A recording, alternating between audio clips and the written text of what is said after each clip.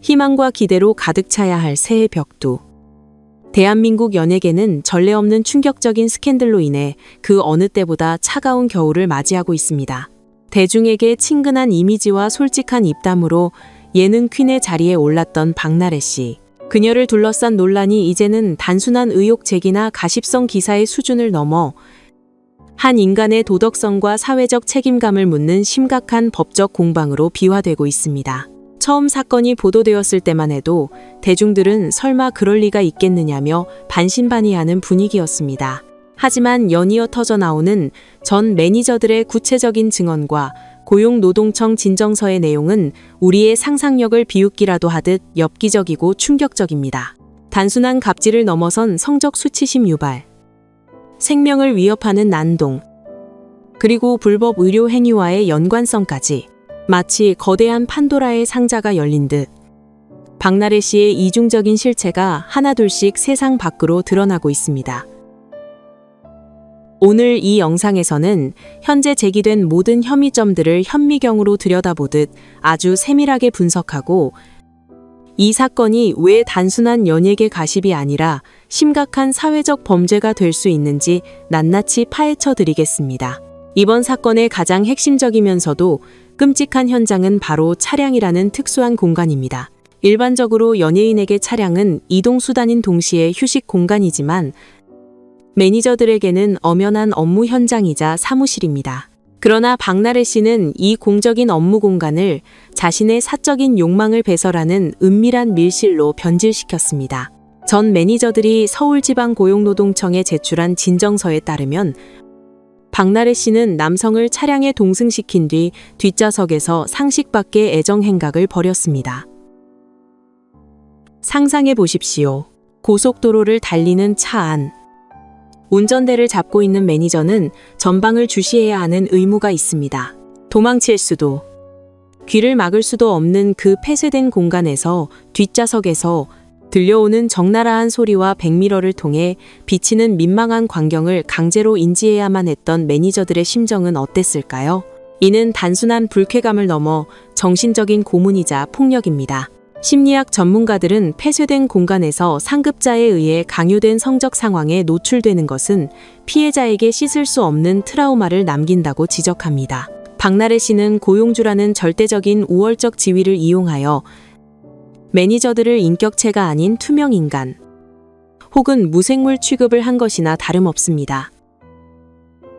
이것이야말로 직장 내 괴롭힘 금지법이 규정하는 가장 악질적인 형태의 괴롭힘이며 명백한 성폭력적 환경 조성에 해당합니다. 언론 보도와 진정서에서 공통적으로 사용되고 있는 특정 행위라는 단어에 우리는 주목해야 합니다. 왜 키스나 포옹 같은 구체적인 단어를 쓰지 않고 굳이 모호한 표현을 사용했을까요?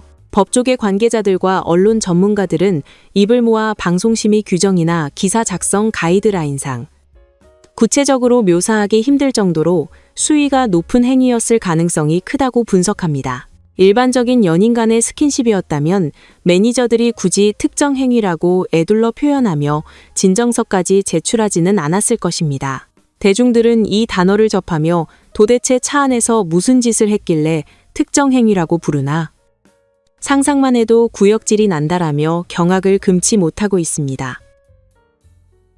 과거 박나래 씨는 웹예능 해인 아래에서 남자 인형을 대상으로 성희롱적인 묘사를 하여 큰 비난을 받고 프로그램 폐지까지 겪은 바 있습니다.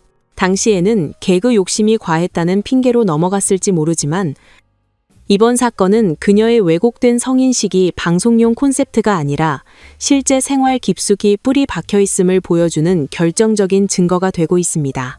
공적인 영역과 사적인 영역을 전혀 구분하지 못하고 타인의 시선조차 아랑곳하지 않는 그녀의 대담함은 도대체 어디서 나오는 것일까요?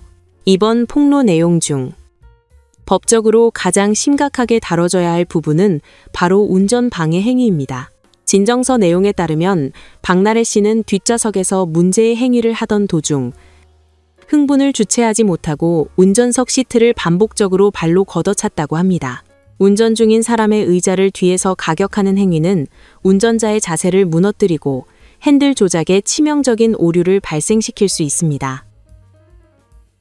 이는 도로교통법상 운전자 폭행에 해당할 뿐만 아니라 자칫하면 대형 교통사고로 이어져 탑승자 전원은 물론 도로 위에 무고한 시민들의 생명까지 앗아갈 수 있는 중대 범죄입니다.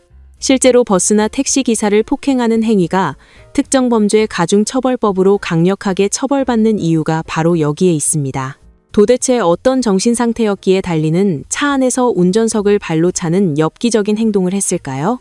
단순한 술주정으로 치부하기에는 그 위험성이 너무나 크며 일각에서는 정상적인 사고가 불가능할 정도로 약물이나 알코올에 심각하게 중독된 상태가 아니었냐는 의혹까지 제기하고 있습니다. 매니저들이 느꼈을 생명의 위협과 공포는 우리가 상상하는 그 이상이었을 것입니다. 이 사건을 더욱 미궁 속으로 빠뜨리는 것은 바로 주사 이모라고 불리는 무면허 의료업자와의 연결고리입니다. 최근 궁금한 이야기, Y등 탐사보도 프로그램을 통해 박나래 씨가 이 불법 시술업자와 깊은 연관이 있다는 의혹이 수면 위로 떠올랐습니다. 주사 이모는 의사 면허도 없이 유명 연예인들을 상대로 출처를 알 수 없는 약물을 투여하고 거액을 챙긴 혐의를 받고 있으며 현재 출국 금지 상태로 수사를 받고 있습니다. 충격적인 것은 이들이 사용한 약물이 프로포폴이나 에토미데이트와 같은 향정신성 의약품이거나 의학적으로 검증되지 않은 위험한 칵테일 주사일 가능성이 높다는 점입니다. 전문가들은 박나래 씨가 보여준 비상식적인 성적 집착, 감정 조절 실패, 그리고 폭력적인 성향이 이러한 불법 약물 투여의 부작용일 수 있다는 합리적인 의심을 제기합니다. 만약 이 의혹이 사실로 밝혀진다면 박나래 씨는 단순한 도덕적 타락을 넘어 마약류 관리법 위반 및 의료법 위반의 공범으로 전락하게 됩니다. 주사 이모 측이 대형 로펌을 선임하며 필사적인 방어에 나선 것도 이 사건 뒤에 숨겨진 더 거대한 카르텔이 존재함을 암시하는 대목입니다. 현재 박나래 씨 측은 술잔을 던진 적도 없고 상해를 입힌 적도 없다며 모든 혐의를 전면 부인하고 있습니다. 심지어 매니저들의 주장이 거짓이라며 법적 대응을 예고하는 등 강경한 태도를 보이고 있습니다. 하지만 대중의 반응은 이미 차갑게 식어버렸습니다. 아니 땐 굴뚝에 연기 날 리 없다는 속담처럼 구체적인 정황과 진단서 그리고 고용노동청 진정서라는 실체적인 증거들이 그녀를 옥죄어 오고 있기 때문입니다. 게다가 자숙하며 근신해야 할 시점에 동료 연예인 김숙 씨의 SNS 게시물에 좋아요를 누르는 등 사태의 심각성을 전혀 인지하지 못하는 듯한 태도는 대중의 분노에 기름을 부었습니다. 네티즌들은 사람이 덜 됐다. 직원을 노예로 생각하지 않고서야 저럴 수 없다. 복귀는 꿈도 꾸지 말아라며 격앙된 반응을 쏟아내고 있습니다. 함께 있었던 남성의 정체에 대해서도 전 남자친구가 아닌 유흥업소 종사자라는 확인되지 않은 루머가 확산되고 있는 상황입니다. 이는 박나래 씨가 그동안 쌓아온 이미지가 얼마나 모래성처럼 취약했는지를 보여주는 방증이기도 합니다. 결론적으로 박나래 씨는 이번 사건으로 인해 연예인으로서의 생명이 사실상 끝났다고 봐도 무방할 정도의 치명상을 입었습니다. 그녀가 잃어버린 것은 단순한 인기가 아닙니다. 가장 중요한 대중의 신뢰와 인간으로서의 품격을 모두 잃어버렸습니다.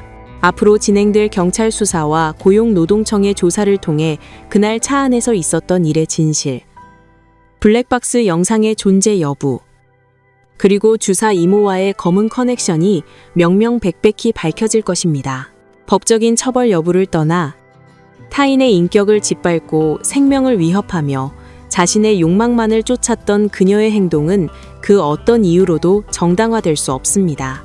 이번 사태는 화려한 조명 뒤에 숨겨진 연예계의 어두운 그림자와 무소불위의 권력을 휘두르는 스타들의 비뚤어진 도덕 불감증에 경종을 울리는 계기가 되어야 할 것입니다. 과연 그녀는 진심 어린 사과를 통해 용서를 구할까요? 아니면 끝까지 변명으로 일관하며 대중과 싸우려 할까요? 우리는 끝까지 이 사건을 지켜보며 정의가 실현되는지 감시해야 할 것입니다. 오늘 준비한 내용은 여기까지입니다.